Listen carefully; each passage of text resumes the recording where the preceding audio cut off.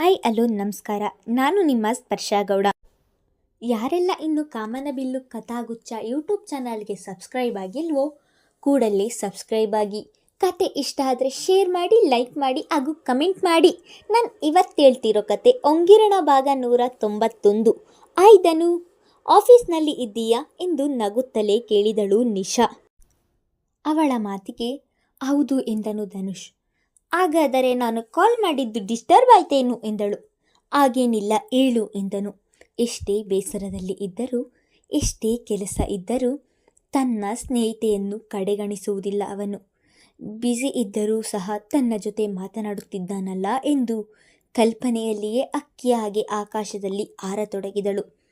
ಅವಳು ಮಾತನಾಡದಿರುವುದನ್ನು ನೋಡಿದವನು, ಹಲೋ ನಿಶಾ, ಯಾಕೆ ಕಾಲ್ ಮಾಡಿದೆ ಹೇಳು ಎಂದನು. ಅವನ ಮಾತಿಗೆ ಎಚ್ಚೆತ್ತವಳು, ಅದು ಧನು, ಅದು ಇವತ್ತು ನನಗೆ ಶರದಿಯ ವಿಷಯ ತಿಳಿಯಿತು ಎಂದು ತಡೆದು ನುಡಿದಳು. ಅವಳ ಮಾತಿಗೆ ಧನುಷ್ದು ಮೌನ ಅಷ್ಟೇ ಉತ್ತರ. ಅವನು ಮಾತನಾಡದಿರುವುದನ್ನು ನೋಡಿ ಒಳಗೊಳಗೆ ನಗುತ್ತಾ ಮಾತೆ ಮುಂದುವರಿಸಿ, ಧನು, ನಿನ್ನಂತಹ ಒಳ್ಳೆಯ ಗಂಡನನ್ನು ಬಿಟ್ಟು ಹೋಗಲು ಅವಳಿಗೆ ಮನಸ್ಸಾದರೂ ಹೇಗೆ ಬಂತು? ನಿನ್ನಂಥವನ ಜೊತೆ ಬಾಳ್ವೆ ಮಾಡಲು ಅದೃಷ್ಟ ಇಲ್ಲ ಅವಳಿಗೆ. ನಿಶಾ ಇಷ್ಟು ಮಾತನಾಡಿದರೂ ಸಹ ಅವನು ಒಂದು ಮಾತನಾಡದಿರುವುದನ್ನು ನೋಡಿ ತನ್ನ ಬೇಳೆ ಬೇಯಿಸಿಕೊಳ್ಳಲು ಇದೇ ಸರಿಯಾದ ಸಮಯ ಎಂದು ಯೋಚಿಸಿ, ಧನು, ನಿನ್ನಂಥವನನ್ನು ಗಂಡನಾಗಿ ಪಡೆಯಲು 7 ಜನ್ಮದಲ್ಲಿ ಪುಣ್ಯ ಮಾಡಿರಬೇಕು. ಟಿಪ್ಪೆಯಲ್ಲಿ ಇದ್ದವಳನ್ನು ನೀನು ಉಪ್ಪರಿಗೆಯ ಮೇಲೆ ಕೂರಿಸಿದ್ದಲ್ಲ, ಅದಕ್ಕೆ ದುರಂಕಾರ ಅವಳಿಗೆ.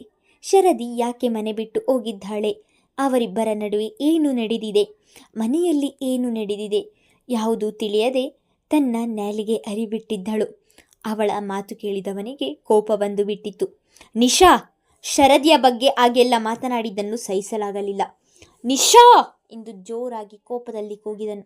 ಅವನ ಕೂಗು ಅವನ ಕೊಠಡಿ ಬಿಟ್ಟು ಹೊರಗೆ ಹೋಗಿತ್ತು. ಅವನ ಕೂಗಿಗೆ ಬೆದರಿದ ಅರಿಣಿಯಂತಾದಳು ನಿಶಾ. ಶರದಿ ಬಗ್ಗೆ ಹಾಗೆಲ್ಲ ಮಾತನಾಡಿದರೆ ನನಗೆ ಇಷ್ಟವಾಗುವುದಿಲ್ಲ ಎಂದು ಹೇಳಿ ಒಡನೆ ಕರೆ ತುಂಡರಿಸಿಬಿಟ್ಟನು. ಇಷ್ಟಾದರೂ ಹೆಂಡತಿಯನ್ನು ವಹಿಸಿ ಮಾತನಾಡುತ್ತಿರುವ ಅವನ ಮೇಲೆ ಅಸಾಧ್ಯ ಕೋಪ ಬಂದಿತ್ತು. ಕೋಪಕ್ಕೆ ಮೊಬೈಲ್ ಹಾಸಿಗೆಯ ಮೇಲೆ ಎಸೆದು ಕೈ ಮುಷ್ಟಿ ಹಿಡಿದು ಹಾಸಿಗೆ ಮೇಲೆ ಧುಮುಗುಡುತ್ತಲೇ ಕುಳಿತವಳು. ಅವಳ ದುರುದ್ದೇಶದ ಹಿಂದಿನ ಪರಿಣಾಮ ಏನು ಎನ್ನುವುದು ಅಂದಾಜು ಕೂಡ ಇಲ್ಲ ಅವಳಿಗೆ. ಧನುಷ್ ಕೂಗಿದ್ದು ಪಕ್ಕದ ಚೇಂಬರ್ನಲ್ಲಿ ಇದ್ದಂತಹ ಶ್ರೇಯಾ ಅವರಿಗೆ ಕೇಳಿಸಿ ಅವರು ಅದಾಗಲೇ ಧನುಷ್ ಬಳಿ ಬಂದು, ಧನು, ಏನಾಯಿತು? ಯಾಕೆ ಹಾಗೆ ಕೂಗಿದೆ ಎಂದರು. ಶ್ರೇಯಾ ಅವರು ಕೋಣೆಯ ಬಳಿಗೆ ಬರುತ್ತಿದ್ದ ಹಾಗೆ ತಾನು ಯಾಕೆ ಹಾಗೆ ಕೂಗಿದೆ ಎಂದು ತನಗೆ ತಾನೇ ಹೇಳಿಕೊಂಡವನು, ಏನಿಲ್ಲ ಆಂಟಿ, ಯಾವುದೋ ಒಂದು ಫೋನ್ ಕಾಲ್ನಲ್ಲಿ ಹಾಗೆ ಮಾತನಾಡುತ್ತಿದ್ದೆ ಎಂದನು. ಅದೇಕೋ ಶ್ರೇಯಾ ಅವರಿಗೆ ಧನುಷ್ ಮಾತಿನ ಮೇಲೆ ನಂಬಿಕೆ ಬರಲಿಲ್ಲ.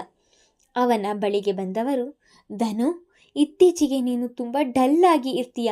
ಕೆಲಸದ ಮೇಲೆ ಆಸಕ್ತಿಯೇ ಇರುವುದಿಲ್ಲ. ಹುಷಾರ್ ಬೇರೆ ಇರಲಿಲ್ಲ. ಏನಾಯಿತು ಅನ್ನುವುದಾದರೂ ಹೇಳಿಕೋ ಎಂದರು. ಎಷ್ಟೇ ಆದರೂ ಪುಟ್ಟ ಹುಡುಗನಿಂದಲೂ ಅವನನ್ನು ನೋಡಿಕೊಂಡು ಬಂದಿದ್ದಾರೆ. ಅವನು ಆ ಕಂಪನಿಯ ಮಾಲೀಕ ಎನ್ನುವುದಕ್ಕೂ ಮೀರಿದ ಬಾಂಧವ್ಯ ಅವರಿಬ್ಬರ ನಡುವೆ ಇದೆ. ಈಗ ಅದೇ ಸಲಿಗೆಯಿಂದ ಆತ್ಮೀಯವಾಗಿ ಅವನ ಬಳಿ ಮಾತನಾಡುತ್ತಿದ್ದರು. ಅಲ್ಲದೆ ಶರದಿಯ ವಿಷಯ ತಿಳಿದಿರಲಿಲ್ಲ ಅವರಿಗೆ. ಹಾಗೇನಿಲ್ಲ ಆಂಟಿ, ಇವತ್ತು ಸ್ವಲ್ಪ ತಲೆನೋವು ಇದೆ ಎಂದು ಹೇಳಿದವನು ತೆಗೆದು ಇರಿಸಿದ ತನ್ನ ಕೋಟನ್ನು ಮೈಗೇರಿಸಿಕೊಂಡು ಅಲ್ಲಿ ನಿಲ್ಲದೆ ಹೊರಬಂದಿದ್ದನು. ಇವತ್ತು ಲಂಚ್ಗೆ ಹೋಗೋಣ ಸಾಗರ್ ಎಂದಳು ಅನತಿ. ನೀನು ಕರೆಯುವುದೇ ಹೆಚ್ಚಾ, ನಾನು ಬರುವುದು ಹೆಚ್ಚಾ ಎಂದರೆ ನೀನು ಬ್ಯುಸಿ ಇರ್ತೀಯೇನೋ ಅಂತ ಹಾಗೆ ಕೇಳಿದೆ ಎಂದಳು. ಅನತಿ, ನಾನು ಎಷ್ಟೇ ಬ್ಯುಸಿ ಇದ್ದರೂ ನಿನಗೋಸ್ಕರ ಫ್ರೀ ಆಗ್ತೀನಿ ಎಂದವನ ಮಾತಿಗೆ ಖುಷಿಯಾಗಿ ಬಿಟ್ಟಳು. ಯಾವ ಹೋಟೆಲ್ಗೆ ಹೋಗೋಣ? ನೀನೇ ಸೆಲೆಕ್ಟ್ ಮಾಡು ಎಂದನು. ಅವನ ಮಾತಿಗೆ, ಬೇರೆ ಹೋಟೆಲ್ಗೆ ಯಾಕೆ ಸಾಗರ್?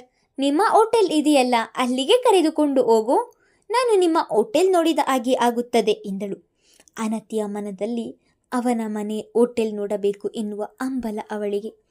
ಅವಳ ಮಾತು ಕೇಳುತ್ತಿದ್ದ ಹಾಗೆ ಸಾಗರ್ ಎದೆಯಲ್ಲಿ ಭಯ ಆವರಿಸಿತು. ಮುಖದಲ್ಲಿ ಬೆವರ ಹನಿಗಳು ಮೂಡಿದವು. ಅದು ಯಾಕೆ? ಅವನು ಮಾತನಾಡುತ್ತಿರುವುದನ್ನು ನೋಡಿದವಳು, ಸಾಗರ್, ಯಾವ ಏರಿಯಾ ಬ್ರಾಂಚ್ಗೆ ಹೋಗೋದು ಎಂದು ಯೋಚಿಸುತ್ತಿದ್ದೀಯಾ? ಡೋಂಟ್ ವರಿ, ಯಾವ ಬ್ರಾಂಚ್ ಆದರೂ ಸರಿ ಎಂದಳು. ಅವನ ಯೋಚನೆ ಬೇರೆ ಎನ್ನುವುದು ಅವಳಿಗೆ ತಾನೇ ಹೇಗೆ ಗೊತ್ತು? ತನ್ನ ಅತಿ ಆಸೆ, ದುಡ್ಡಿನ ದುರಂಕಾರದಿಂದಲೇ ತನ್ನ ಜೀವನ ಅಳಿತಪ್ಪುತ್ತಿದೆ ಎಂದು ತಿಳಿಯದೆ ಅವನು ಬೀಸಿದ ಬಲೆಯಲ್ಲಿ ಸಿಲುಕುತ್ತಿದ್ದೇನೆ ಎನ್ನುವ ಅರಿವಿಲ್ಲ ಅವಳಿಗೆ. ಅದು ತಿಳಿಯುವ ವೇಳೆಗೆ ಕೈಮೀರಿ ಹೋಗಿರುತ್ತೆ ಎನ್ನುವ ಜ್ಞಾನ ಇಲ್ಲದೆ ಆ ಕ್ಷಣವನ್ನು ಖುಷಿಯಾಗಿ ಜೀವಿಸುತ್ತಿದ್ದಾಳೆ. ಅವಳ ಮಾತಿಗೆ ಅವನ ಯೋಚನಾ ಲಹರಿ ಅತಿ ವೇಗವಾಗಿ ಓಡತೊಡಗಿತು. ಅದಾಗಲೇ ಒಂದು ಯೋಚನೆ ಮಾಡಿದವನು, ಅನತಿ, ನಮ್ಮ ಹೋಟೆಲ್ಗೆ ಕರೆದುಕೊಂಡು ಹೋಗಬಹುದು, ಆದರೆ ನನ್ನ ಗೆಳತಿ ಮೊದಲ ಬಾರಿಗೆ ನನ್ನ ಜೊತೆ ಲಂಚ್ ಮಾಡಲು ಆಸೆ ಪಡುತ್ತಿದ್ದಾಳೆ. ಅಂಥದ್ದರಲ್ಲಿ 5 ಸ್ಟಾರ್ ಹೋಟೆಲ್ಗೆ ಕರೆದುಕೊಂಡು ಹೋಗಲು ಆಗುತ್ತದೆ ಹೇಳು? ಅದಕ್ಕೆ ನಿನ್ನನ್ನು ಬೆಂಗಳೂರಿನ ದಿ ಬೆಸ್ಟ್ 7 ಸ್ಟಾರ್ ಹೋಟೆಲ್ಗೆ ಕರೆದುಕೊಂಡು ಹೋಗ್ತೀನಿ ಎಂದನು. ಅವನ ಮಾತು ಕೇಳಿದವಳ ಮನಸ್ಸು ಹಿಗ್ಗಿ ಹೋಗಿತ್ತು. ಅವನ ಮಾತಿನ ಹಿಂದಿನ ಮರ್ಮ ತಿಳಿಯದವಳು ಥ್ಯಾಂಕ್ ಯು ಸಾಗರ್ ಎಂದಳು.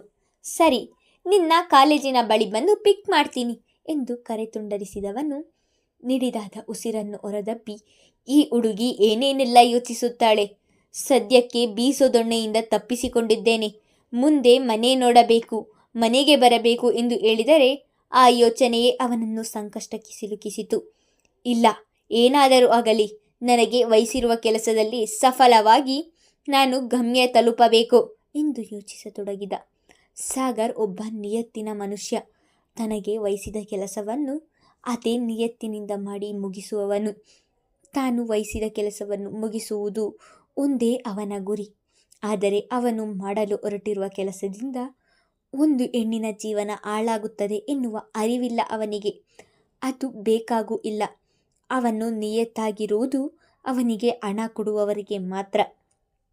ಸಾಗರ್ ಹೇಳಿದಂತೆ ಅವನು ಓಡಾಡುತ್ತಿದ್ದ ಕಾರನ್ನು ತೆಗೆದುಕೊಂಡು ಅನತಿಯ ಕಾಲೇಜಿನ ಬಳಿಗೆ ಬಂದು ಅನತಿಯನ್ನು ಕರೆದುಕೊಂಡು ಅವನೇ ಹೇಳಿದ ಹಾಗೆ ಫೇಮಸ್ 7 ಸ್ಟಾರ್ ಹೋಟೆಲ್ಗೆ ಕರೆದುಕೊಂಡು ಹೋಗಿ ಅವಳಿಗೆ ಯಾವ ತಿನಿಸು ಇಷ್ಟ ಎಂದು ಕೇಳಿ ತನಗೂ ಕೂಡ ಅದೇ ಊಟವನ್ನು ಆರ್ಡರ್ ಮಾಡಿದನು. ಅವನ ಜೊತೆ ಮಾತನಾಡಿಕೊಂಡು ಖುಷಿಯಲ್ಲಿ ಊಟ ಮಾಡಿದವಳು ಕೊನೆಯಲ್ಲಿ ವೇಟರ್ ತಂದುಕೊಟ್ಟಂತಹ ಬಿಲ್ ನೋಡಿದವಳು ಕಣ್ಣುಗಳನ್ನು ದಪ್ಪ ಮಾಡಿ ನೋಡಿ, ಇಷ್ಟೊಂದು ಆಗಿದೆಯಾ ಎಂದಳು. ಆ ಹಣ ಅವಳಿಗೆ ಲೆಕ್ಕಕ್ಕಿಲ್ಲ. ಆದರೂ ಇಂದು ಇಬ್ಬರು ಊಟಕ್ಕೆ ಅಷ್ಟು ಬಿಲ್ ನೋಡಿ ಹೆಚ್ಚು ಎನಿಸಿತು. ಇಷ್ಟೇನಾ? ಕೆಲವೊಮ್ಮೆ ನಾನು ಇದರ 2ರಷ್ಟು ಟಿಪ್ಸ್ ಕೊಡ್ತೀನಿ ಬಾ ಎಂದವನು ಹೇಳಿದ ಹಾಗೆ ಬಿಲ್ನಲ್ಲಿ ಇದ್ದ ಹಣಕ್ಕೆ ಟಿಪ್ಸ್ ಕೂಡ ಅಲ್ಲಿಯೇ ಇರಿಸಿ ನಡೆದನು. ಕೊಡುವುದು ಸುಲಭ, ಸಂಪಾದನೆ ಮಾಡುವುದು ಬಹಳ ಕಷ್ಟ ಎನ್ನುವ ಅರಿವಿಲ್ಲದವನು. ಅವನ ತಂದೆ ನಿನಗೆ ಈ ಫೀಲ್ಡ್ ಬೇಡ ಎಂದರೂ ಅವರ ವಿರುದ್ಧವಾಗಿ ಈಗಷ್ಟೇ ನಟನೆ ಕಲಿತು ಬಂದಿರುವವನು. ಈಗ ಹೋಟೆಲ್ ಬಿಲ್ಗೆ ನೀಡಿದ್ದು ಅವನು ಬೆವರು ಸುರಿಸಿ ಸಂಪಾದನೆ ಮಾಡಿದ ಹಣ ಅಲ್ಲ, ನಾವೇ ಕಷ್ಟಪಟ್ಟು ಸಂಪಾದನೆ ಮಾಡಿದ ಹಣ. ಖರ್ಚು ಮಾಡುವಾಗ ಮಾತ್ರ ನಮಗೆ ಹಣದ ಬೆಲೆ ತಿಳಿಯುವುದು. ಇಂದು ನಿಶಾ ಶರದಿಯ ಬಗ್ಗೆ ಆಡಿದ ಮಾತಿನಿಂದ ಧನುಷ್ಗೆ ಬಹಳವೇ ಬೇಸರವಾಗಿತ್ತು. ಹಾಗಾಗಿ ಕಚೇರಿಯಿಂದ ಬಹು ಬೇಗನೆ ಮನೆಗೆ ಬಂದಿದ್ದನು. ಸ್ಕೂಲ್ನಲ್ಲಿ ಶರದಿಯ ಬಳಿ ಮಾತನಾಡೋಣ ಎಂದರೆ ಅದು ಆಗಲಿಲ್ಲ. ಫೋನಿನಲ್ಲಿ ಮಾತನಾಡೋಣ ಎಂದರೆ ಈ ವಿಷಯ ಫೋನಿನಲ್ಲಿ ಮಾತನಾಡುವಂಥದ್ದಲ್ಲ. ಏನಾದರೂ ಆಗಲಿ, ನಾಳೆ ಅವರ ಮನೆಗೆ ಹೋಗಿ ಮಾತನಾಡುತ್ತೇನೆ ಎನ್ನುವ ನಿರ್ಧಾರ ಮಾಡಿ ಹಾಸಿಗೆಗೆ ಉರುಳಿಕೊಂಡಿದ್ದನು. ಇತ್ತ ಶರದಿಗೆ ಕಳುಹಿಸಿದ ಫೋಟೋಗಳನ್ನು ನೋಡಿದ ಸ್ಪಂದನ ಅವರಿಗೆ ಕ್ಷಣ ಕ್ಷಣಕ್ಕೂ ನಿಶಾ ಹಾಗೂ ಧನುಷ್ ಇಬ್ಬರ ಮೇಲೂ ಕೋಪ ಬರುತ್ತಿತ್ತು.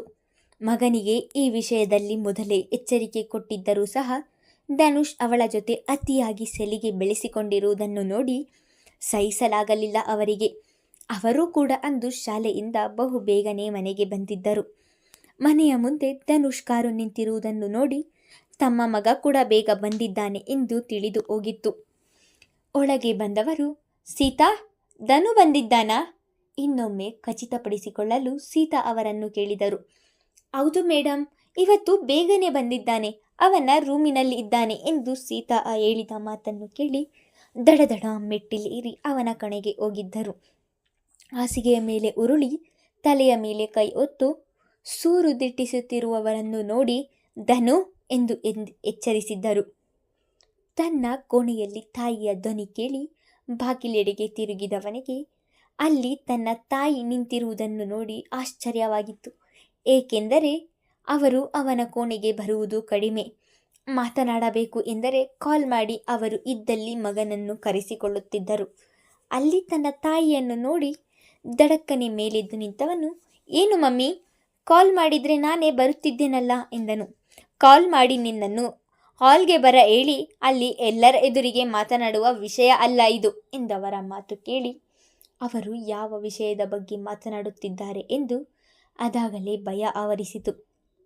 ಇವತ್ತು ಶಾಲೆಯ ಬಳಿ ಶರದಿಯ ಜೊತೆ ಮಾತನಾಡಲು ಹೋಗಿದ್ದಕ್ಕೆ ಈ ರೀತಿ ಮಾತನಾಡುತ್ತಿದ್ದಾರೆ ಎಂದು ತಿಳಿದವನು, ಮಮ್ಮಿ, ಶರದಿಯ ಜೊತೆ ಸ್ಕೂಲ್ ಬಳಿಯೇ ಮಾತನಾಡೋಣ ಎಂದು ಬಂದೆ, ಸಾರಿ ಎಂದಿದ್ದನು.